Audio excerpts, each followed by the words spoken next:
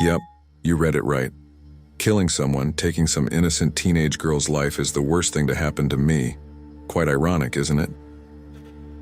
So here's what happened. It was about the 27th of March 2007. It was a windy Tuesday evening, and I was driving my minivan down a foggy, lonely road, and was going well below the speed limit because I couldn't see anything. I was listening to Lazarus by Porcupine Tree, and merrily making my way to my family when I suddenly saw a teenage girl, whose name I later found out to be Laura, crossing the street without noticing my van, and before I could react, I hit her. I immediately jumped out of the car to check on her, and she seemed okay. She was on the ground, but there was no bleeding and she looked conscious but bruised. She got up by herself and apologized for crossing the road without looking. I felt relieved that she seemed all right, but I apologized for not seeing her too. She mentioned she had a bruise on her abdomen and a pain in her leg.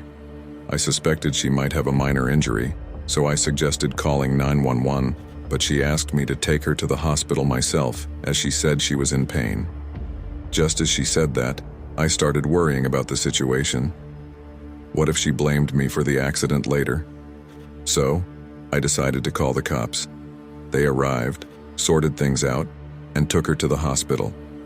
I went home, thinking it was all resolved. 2 days later, I received a call from the police informing me that Laura had died from internal bleeding. I was shocked. The doctor said she might have survived if she had received medical help earlier, but it wasn't certain. When I went to the police station, Laura's family blamed me for her death. They accused me of taking her life, thinking I was drunk, and not helping her myself. The police advised me to ignore their accusations, but it haunted me. One day, while driving and listening to Lazarus, I couldn't hold back my emotions and broke down.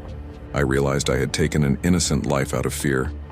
I sought therapy, where I was advised to let go of reminders like my van and the song, and to stop blaming myself. People told me it wasn't my fault, but deep down, I knew I was responsible. I had nightmares about it for years.